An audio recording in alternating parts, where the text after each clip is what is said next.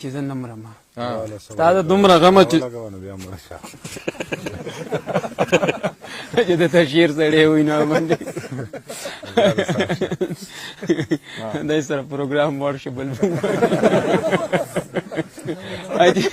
چې ستا د دومره غمه چې زه نه مرم نو خدای خبر چې زه به لا پس مرم او دا د خپل احساس ته برکت په زور ځکه خو قدم په قدم زه مرم او هلک مې دا جل تندې وچ کړی دی زر راکه د سواد د سینو بمرم ماله په مرۍ باندې زور مه کوه زه خو یاره ستا په تش کاته مرم ماله په مرۍ باندې زور مه کوه زه خو یاره ستا په تش کاته مرم او دغه مې د ژوند د اختتام نښه او سپین مې شو په بریتو کې ویښته مرم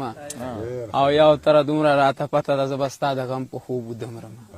ټینګسید او تره دغه ته دغه ښار دی باجوړ دی او دغه ملګري دي نو شعرونه ورته ووایه مننه نیازه خانه څو لفظونه به انتها به ولوم ډېر خواږه راباندې لګېدلي چې هغه زما غوندې وزګار هم نو هغه زما غوندې وزګار هم نو څه ضرورت یې د اظهار هم نو د ملاقات په خوږو نه پوهېدو موږ سره وخت انتظار هم نو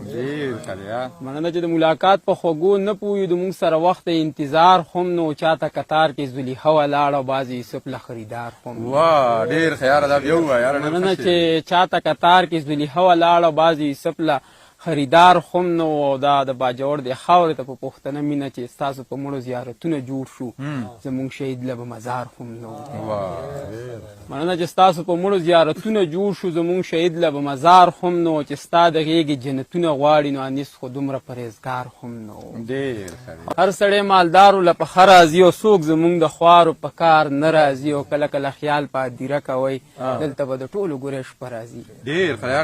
مننه چې کله کله خیال په هدیره کوئ دلته به د ټولو ګورې شپه راځي او یا خو پاک اقرار او یا انکار او که زه د یوې لارې یم یوه راځي او تاسو د پوست تخت د پاسه ژوند وکئ موږ له په ازغو هم ګزاره راځي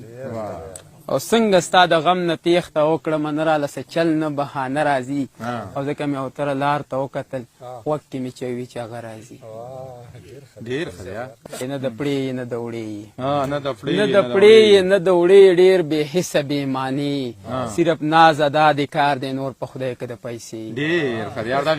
مننه چې صرف ناز ادا د کار دی نور په خدای که د پیسې په مثال د خوارندوی نه د هاغې او نه د دې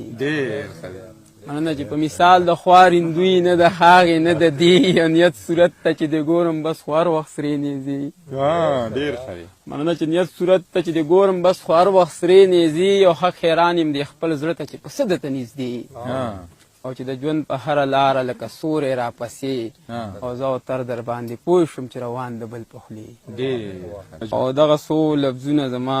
خپل دې پښتنو ته په پښتنه مینه ډالۍ چې ستا د غزل په ځمکه خور هغه بهار څنګه دی ستا د غزل په ځمکه خور هغه بهار څنګه دی چې موږ یې وینو که نه مړه چې ستا یار څنګه دی